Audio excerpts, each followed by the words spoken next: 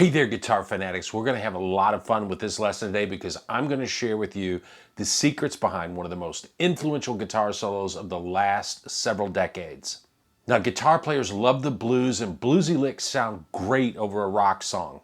But sometimes we might find ourselves wanting just a little more sophistication out of our playing.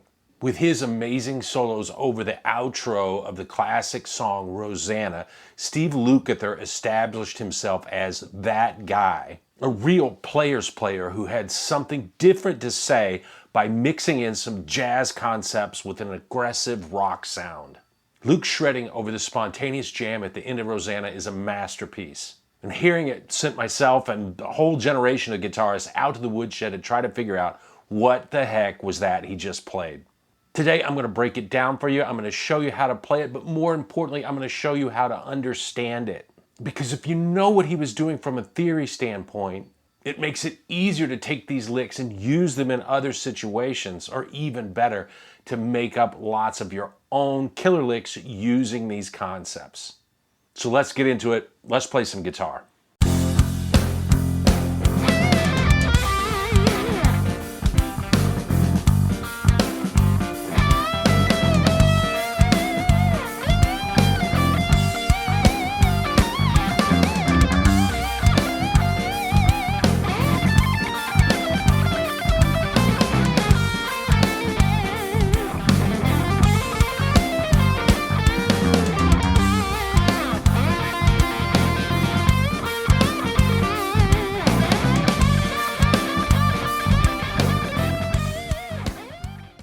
So the song Rosanna had great harmonies. There's a killer short solo in the main part of the song, and the song has a very famous drum beat. It's a halftime shuffle played by the drum legend Jeff Porcaro. The backing track we're going to be playing over today is set to 164 beats per minute, but remember it's a halftime group, so the song has this kind of easy rolling feel. The genius solo that we're going to get into today happens in the outro after the radio version has ended. Legend has it that the drummer kept playing after a take. The keyboard player started to do a little honky-tonk piano. Steve Lukather started to rip it up, and the engineer had the foresight to keep the tape rolling. Classic. And now that ending solo, it's really special, and guitarists have been asking for decades, what the hell is he playing there? And there are a couple of little chromatic passages in particular that really strikes the ear as outside playing. But during the whole solo, Lukather is kind of playing games with music theory, and he's weaving in and out of different modes and tonalities. That's what got my attention as a player, and I think it's also what keeps people so intrigued after all these years. Now, this vamp, this outro, has the bass player kind of sitting on a G note.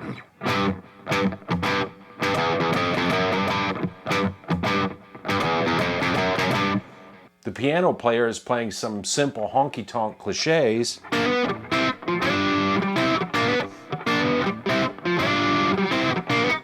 And Steve Lukather is playing an extremely simple three-note rhythm part.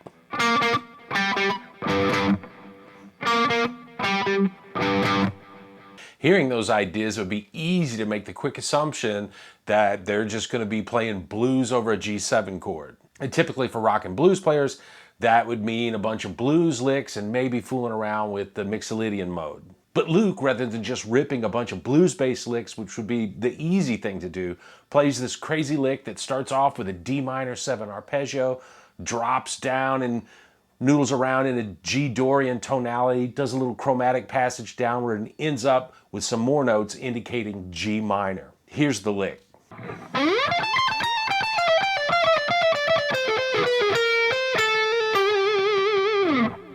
Now, here's a few things to think about before we break down that lick. Luke is a very triads-based player. And if we think in terms of triads, it's a lot easier to digest what he played rather than trying to take it in all at once. Now, if Steve is playing D minor and G Dorian ideas, he has to be thinking about being in a parent key of F. Why? Because D minor, it's the relative minor of F. G Dorian is the second mode in the key of F. Now, if Steve was just playing blues licks and hitting the major third of the G chord once in a while, we might say that he's thinking about Mixolydian mode and being in the key of C. But in both Luke's lines and in the piano player's comping, we constantly hear a G minor, and there's no G minor in the key of C. We'll talk more about it later. But if you know your triads in the key of F, it's going to make a lot more sense where the notes that he plays are coming from. So starting with the D minor triad at the 17th fret, we can walk down these triads that he sort of outlines in this lick. Here's D minor, C major at the 15th fret, G minor at the 15th fret, we've got F at the 13th fret, C at the 12th fret, and another G minor at 10.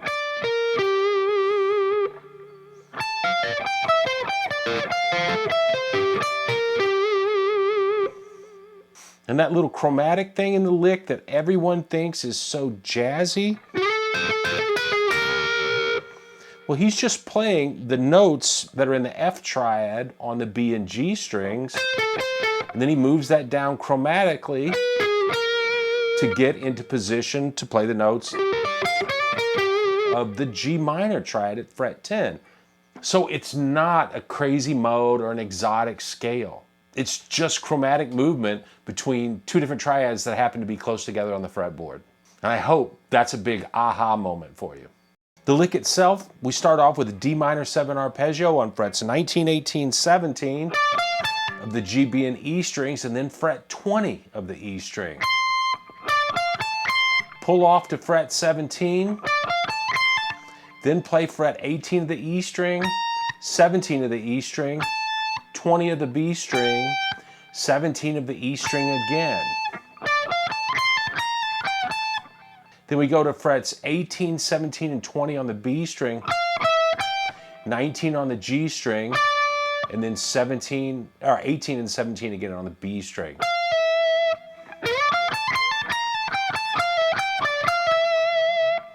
That part of the lick just sort of sits on this D minor triad here at the 17th fret.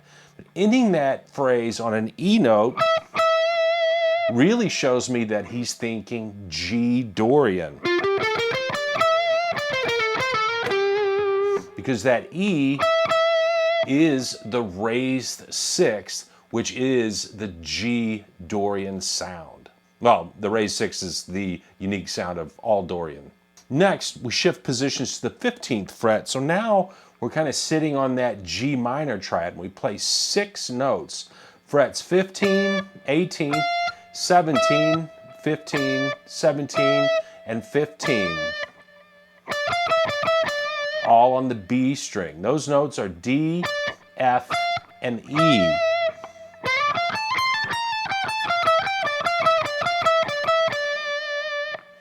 Now we make another shift to the 13th fret where we play the C at fret 13 of the B string and the A at fret 14 of the G string.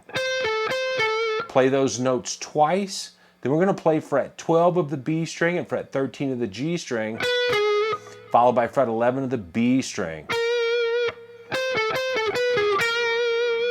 That's the little chromatic passage that's always had everyone so fired up, thinking he's playing some crazy scale. Then after the B flat at fret 11, we're going to play the C at fret 13, the A at fret 10, and then frets 11 and 10 on the B string, and finally the G note at fret 12 of the G string.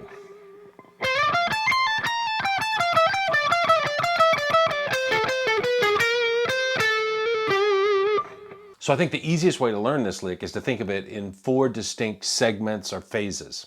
The first phase is up at fret 17, sitting on that D minor triad. Second phase is at the 15th fret where we're kind of sitting on G. Then we drop to the 13th fret, we've got F where we do our little chromatic move. And lastly, we're at the 10th fret, where we've got that G triad. Segment 1, segment 2, 3, 4. Learn each segment in its position, get it smooth, and then put it all together. And this is also a great way to practice making up licks. Map out all the triads in the key of the chords that you're soloing over and just mess around. Find ways to get from triad to triad. This makes me think of another cool lick by a great young blues rock player today, Marcus King. And I learned a cool lick of his where he's playing over D7. And basically he outlines the triads D, F, G, C, and then D again. The lick sounds like this.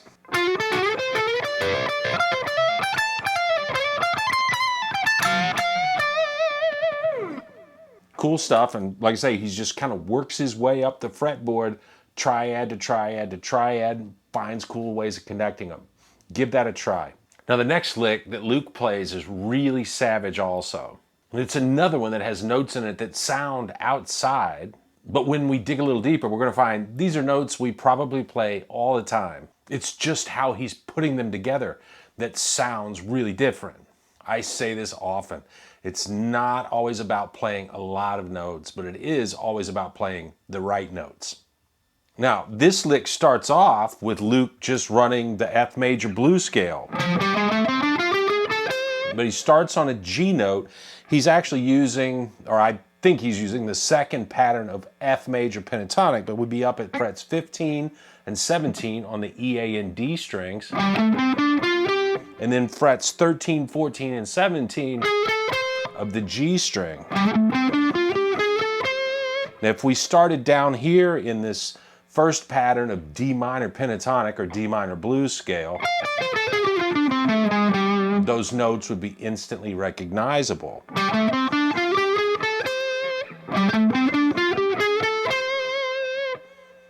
Next, we're going to play frets 14, 15, and 17 of the G string. That's an A, B flat, and C. And now we're back in this G minor territory at the 15th position. Luke then plays frets 14, 15, 18 on the B string.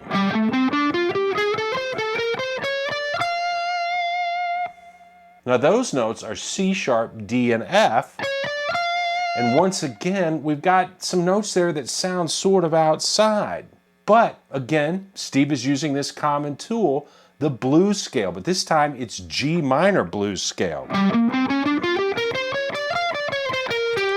And we've all played and heard that a million times, but maybe we haven't heard an F major blues scale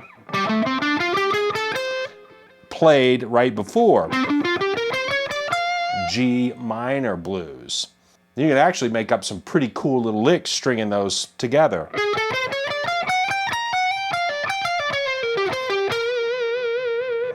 One last jazzy trick. When we get to the F note at the 18th fret of the B string,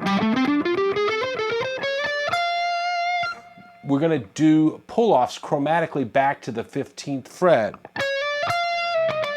So 18, 17, 16, and 15. Get all four fingers on the frets there. Then we're going to play frets 15 and 17 on the G string. And then we've got some dramatic bluesy phrasing. We're going to play the D at the 15th fret of the B string, but really accent it. There's a sharpness to how he attacks that note. And then we're going to play a pre-bend at the 14th fret of the G string.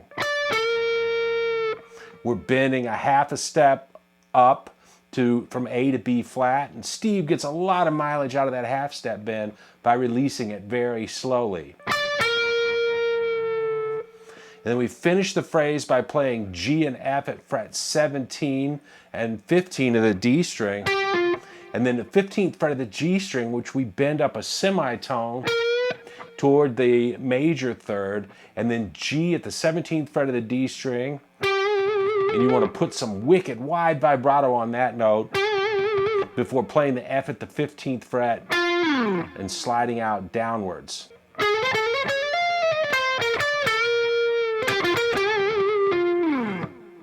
Now those few ending notes, especially that B flat bent up towards B, or the minor third bent up toward the major third, well, that really signals to me that Steve's mindset has gone towards back to playing standard blues over G7. And this is a huge key to why people think this solo is so much more outside than it really is. Stay with me here because this is very important. As I mentioned earlier, this whole outro jam starts off implying blues over a G7 chord. The bassist just sitting on a G note.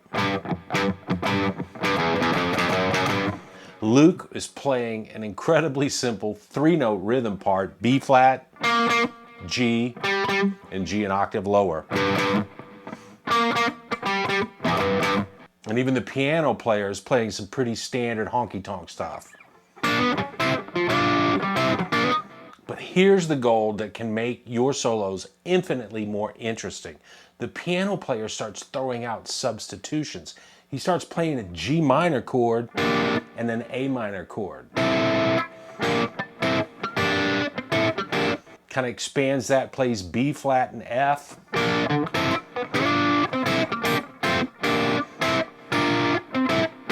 And those chords are all from F major. G minor is the 2 chord in the key of F major. The mode that is associated with G in the key of F is Dorian. And we've already discussed back in that first lick that we learned, the first segment ends on an E note. Well, E is the raised 6th in G Dorian, and that's the note that gives Dorian its unique sound among the minor modes.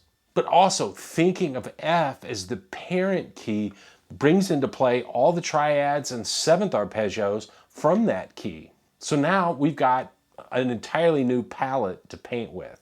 Listen to these triads and pretend for a minute that you're a piano player. G minor, A minor, B flat, C, F, D minor, and G minor.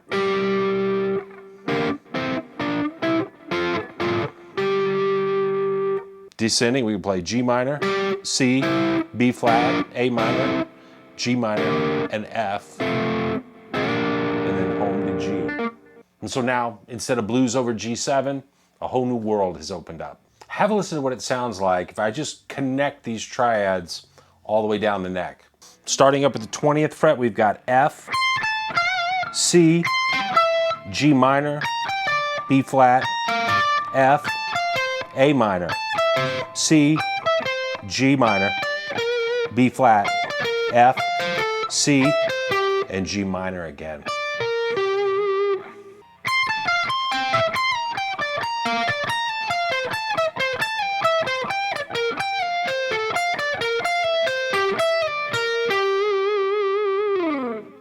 Think of the infinite soloing possibilities. Think of all the licks you could come up with experimenting and connecting those triads. Also, think about how much more savage it's going to sound after playing all this melodic stuff when you revert back to thinking blues over G7 and rip a bunch of nasty blues licks. That is the kind of thing that will make your playing really stand out, and it's going to make the people that hear you play think, whoa, what was that? Okay, folks, I hope you really got something out of this lesson. There's some really important things here for players that love blues and rock, but also want to sound a little bit more sophisticated and a little bit different. Steve Lukather built an amazing career out of being that guy, the player with a blazing rock sound that also had those jazz tricks up his sleeve. Work on this stuff, get it into your own playing, start sounding amazing, but most of all, have a lot of fun playing your guitar. I'll see you soon.